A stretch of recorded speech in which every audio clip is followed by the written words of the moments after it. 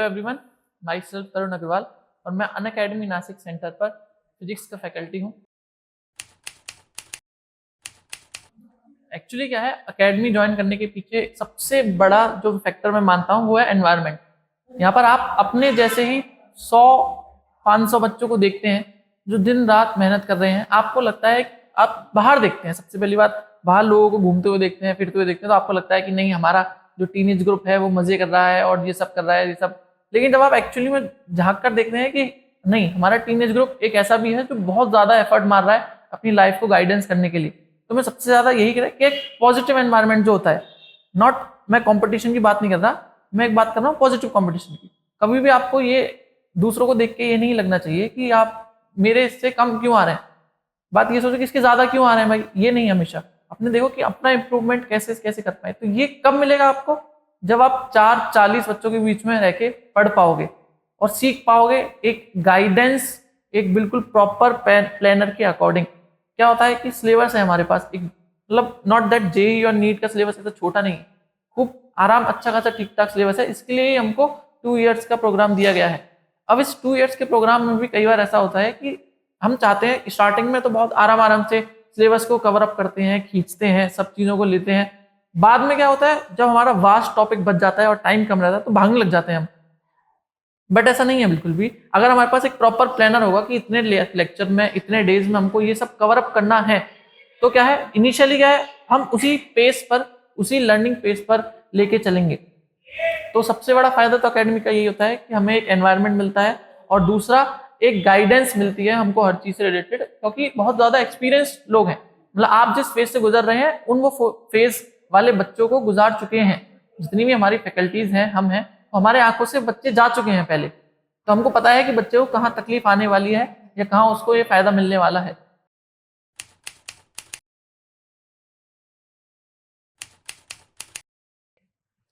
नहीं, एक्चुअली क्या है कि देखो, अगर आप स्कूल जाते हैं, स्कूल में पढ़ना ही है आपको, स्कूल में मजे करते हैं, अदर एक्टिविटीज होती हैं, लेकिन पढ़ना तो है। सेम करिकुलम का कि हाँ, कि हम उनको एक्स्ट्रा जो चीजें हैं वो उनको गाइडेंस करते हैं, क्योंकि क्या है, हमको फॉरेन जो चीजें हैं, मतलब सारी जो कलेक्टिवली चीजें हैं वो आगे जाके ही यूटिलाइज करनी है। तो अगर हम अपनी फाउंडेशन को ही स्ट्रांग रखें, कोई बिल्डिंग अगर हम क्रिएट करते हैं और हम नीचे से ही स्ट्रांग बनाना शुरू करें, तो काफी चीजें बनाना ऊपर आसान होती हैं। अगर आपको काफी चीजें पहले से ही पता है तो आगे उन चीजों को समझना आसान है ना। हम 11th-12th में जाते हैं, नई चीजों को ग्रैब करने की कोशिश करते हैं, बहुत ज्यादा चीजें एक साथ नई आ जाती हैं तो चीजें के रिफ्लेक्ट होने लग जाती हैं। लेकिन वहीं आपको काफी चीजें अगर पहले से ही पता होंगी तो दिक्कत क्या है, समझ।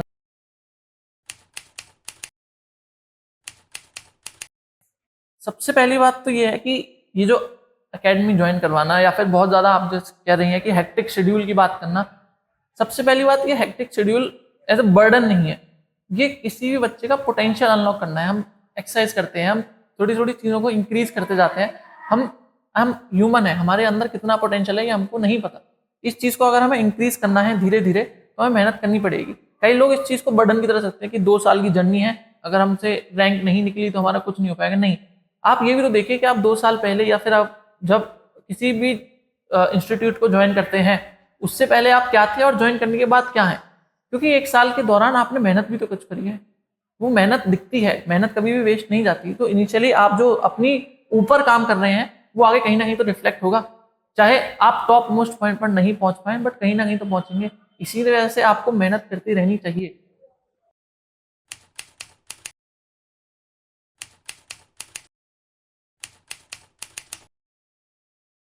कि अगर कोई अकेडमिकली स्ट्रांग है, उसको पढ़ना अच्छा लगता है, तो ऑब्वियसली उसको अकेडमी ज्वाइन करना चाहिए, क्योंकि उसको पता लगेगा कि जितना वो पढ़ रहा है उससे बहुत ज्यादा वास्ट है चीजें। उसको पढ़ने में मजा आ रहा है तो पढ़ना चाहिए। अगर किसी को पढ़ने में इंटरेस्ट नहीं है तो क्या है, उसको एक्सप्लोर करना चाहिए चीजों को। पहले हल्की हल्की चीजों से उठाना चाहिए। अगर हल्की चीजों में पहले स्टेप में मजा आ रहा है तो उसमें मूव ऑन आगे करना चाहिए। नहीं मजा आ रहा है तो ट्राई करना चाहिए, लेकिन फिर नहीं आ रहा है तो फिर नहीं, छोड़ देना चाहिए। इतना कंफ्यूज होने की जरूरत नहीं है। अगर उसका डिजाइनिंग में ही इंटरेस्ट है तो then he or she will have to join the designing classes और डिजाइनिंग में बाकी 12th और ये सब तो पास करना है, ये तो जरूरी है। आप कहीं ना कहीं तो पहुंचेंगे ही।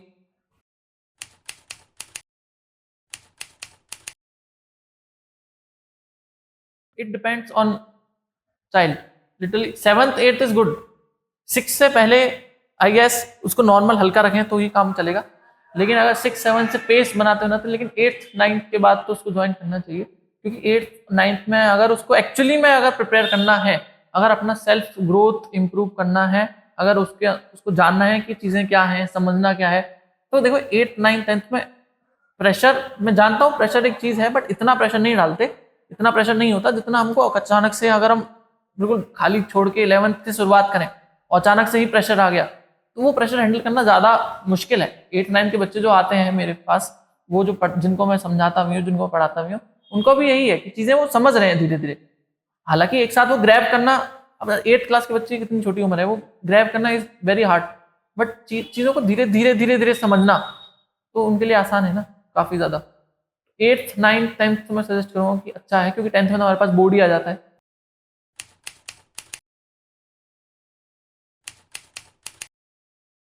लेकिन एकेडमिक चूज करने के पीछे सबसे बड़ी बात है कि उसका मेंटोर कौन है, उसमें कौन सिखा रहा है, उसमें कितना गाइडेंस मिल रहा है।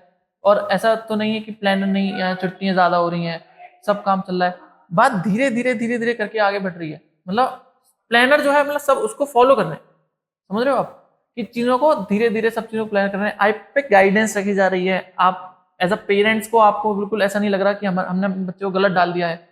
रेगुलर 1-to-1 उसकी पेरेंट्स टीचर मीटिंग हो रही है, और अगर उसको कोई प्रॉब्लम आती है तो गाइडेंस करने के लिए लोग हैं उसके पास। इस बात से एक अच्छी एकेडमी या अच्छा एजुकेटर, जो मैं एजुकेटर बताता हूँ खुद को, तो वो एक अच्छा एजुकेटर बनता है कि अगर कोई बच्चे को प्रॉब्लम आ रही है तो हम उसके पास जाएं, कम से कम बात तो करें उससे।